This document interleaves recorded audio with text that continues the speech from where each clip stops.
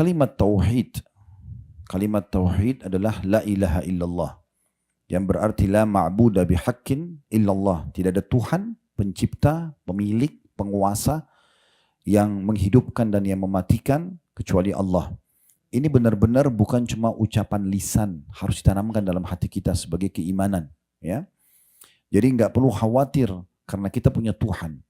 Kalau nikmat sedang melimpah, maka yang memberikan nikmat kepada kita, mata bisa melihat, telinga mendengar, hidung bisa menghirup, lidah dan bibir mengucap dan mengecap, tangan menjamah, kaki melangkah, apa sajalah oksigen yang kita hirup, air yang kita konsumsi, semua fasilitas yang ada ini, itu yang ciptakan kita Allah, yang ciptakan nikmat itu Allah, yang juga bisa menambah dan mempertahankan hanya Allah. Berarti hanya mintanya kepada Allah saja. Kalau kita sedang datang ujian, yang ciptakan kita Allah, yang ciptakan ujian itu Allah, yang bisa memberikan solusi hanya Allah saja. Maka poin ini dasar sekali, pondasi dasar. Bapak Ibu perlu garis bawahi, dakwah Nabi Muhammad SAW 13 tahun di Mekah. Dari masa kenabian, ya dari umur 40 tahun sampai 53 tahun. Itu belum ada kewajiban puasa. Puasa Ramadan itu pas perang Badr. Tahun 2 Hijriah, baru diwajibkan puasa. Jadi sudah tahun ke-15 dari masa kenabian baru ada perintah puasa Ramadan. Zakat juga di fase Madinah. Haji itu justru terjadi di akhir hidup Nabi. Setelah pembebasan kota Mekah, baru ada kewajiban haji bagi umat Islam. Karena waktu itu Mekah memang masih dikuasai oleh orang-orang kafir Quraisy. Ya.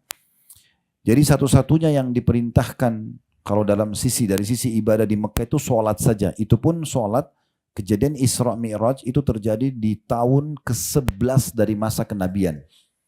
Bukan di tahun pertama, tahun kedua langsung diperintahkan sholat, tidak. Di tahun ke-11. Setelah 10 tahun Nabi ya, berdakwah di Mekah, di awal tahun 11 terjadi namanya Amul Huzun, tahun kesedihan.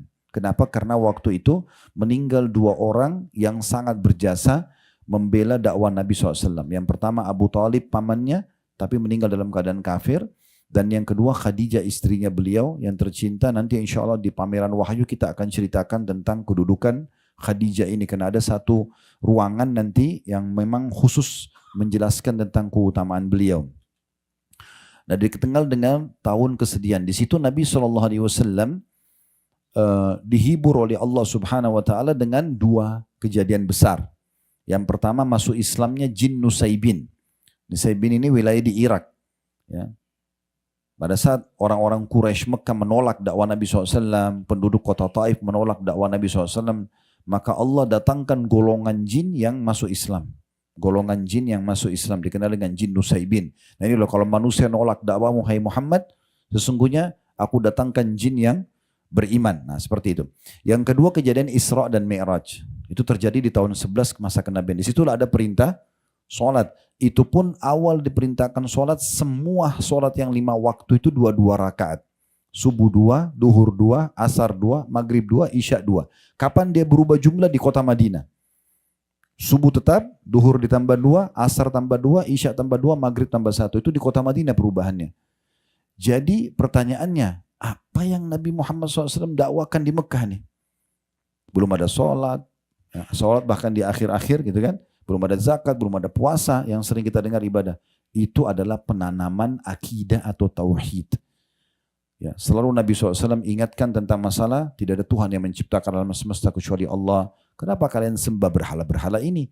Patung-patung ini kalian yang ukir, kalian yang bentuk matanya, bentuk mulutnya, bentuk kakinya, tangannya, kemudian kalian berikan nama.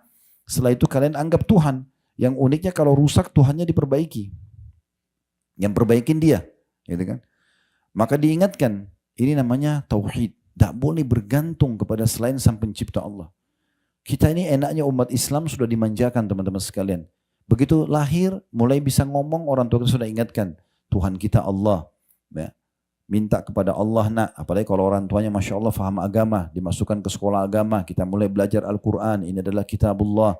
Kita mempelajari hadis-hadis Nabi. Ini utusan Allah. Misalnya kan. Itu kita punya panduan.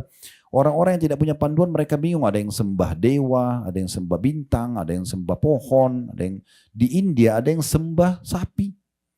Kan? Sampai sekarang mereka itu tidak makan sapi karena mereka anggap Tuhannya. Coba. Karena mereka potensi Tahu ada Tuhan, iya, tapi tidak terpandu. Kita sudah punya panduan. Ya, kita sudah punya, dan itu kalimat asas pondasi dasar tauhid. Bahkan kata Nabi SAW, ikrarkan dengan lisanmu, renungi dengan fikiranmu, dan yakini dengan hatimu, la ilaha illallah, Tuhanku Allah. Tidak Tuhan yang berhak disembah kecuali Allah. Kemudian istiqomahlah, artinya berpegang teguh pada perintahnya, nikmati yang dihalalkan, tinggalkan yang dilarang, maka kamu akan bahagia.